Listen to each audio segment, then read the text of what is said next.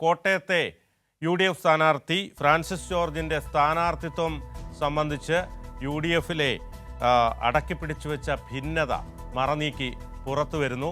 അതിൻ്റെ ഏറ്റവും പ്രധാനപ്പെട്ട തെളിവാണ് സജി മഞ്ഞക്കടമ്പിൽ. അദ്ദേഹം കേരള കോൺഗ്രസിൻ്റെ ജില്ലാ പ്രസിഡന്റും UDF ജില്ലാ ചെയർമാനുമായിരുന്നു. അദ്ദേഹം ഇന്ന് രാജിവെച്ചിരിക്കുന്നു. മുഴുവൻ പദവികളും രാജിവെച്ചിരിക്കുകയാണ്.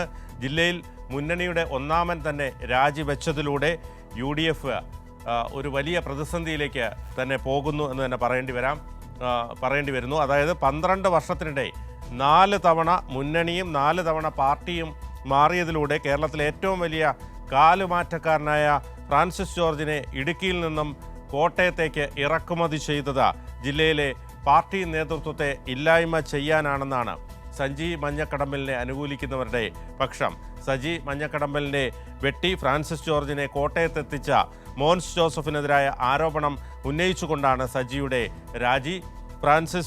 മോൻസ് ജോസഫ് ഉള്ള പാർട്ടിയിലോ മുന്നണിയിലോ ഇനി താനില്ല എന്നാണ് സജി മഞ്ഞക്കടമ്പിൽ പറഞ്ഞിരിക്കുന്നത്. ഏതായാലും ഈ തെരഞ്ഞെടുപ്പിൻ്റെ പ്രചാരണം ഉച്ചസ്ഥായിലിരിക്കുന്ന ഈ സമയത്ത് സജി മഞ്ഞക്കടമ്പലിൻ്റെ രാജി കോൺഗ്രസിനെ സംബന്ധിച്ചിടത്തോളം UDFിനെ സംബന്ധിച്ചിടത്തോളം വലിയൊരു പ്രതിസന്ധി സൃഷ്ടിച്ചിരിക്കുകയാണ്.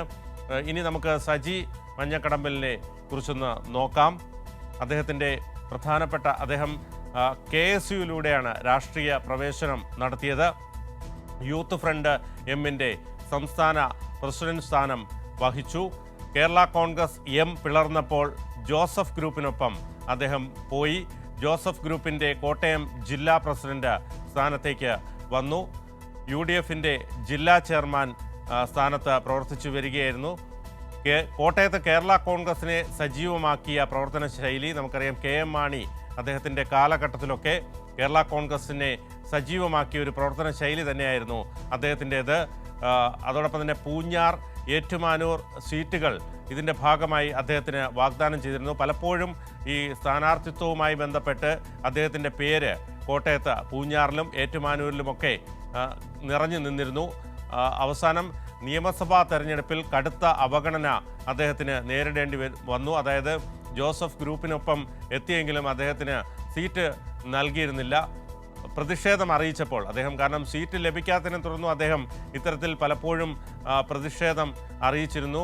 പ്രകടമായി തന്നെ പ്രതിഷേധം അറിയിച്ചപ്പോൾ ഈ പാർലമെൻറ്റിലേക്ക് പരിഗണിക്കാമെന്നുള്ളൊരു ഓഫർ അദ്ദേഹത്തിന് അന്ന് നൽകിയിരുന്നു.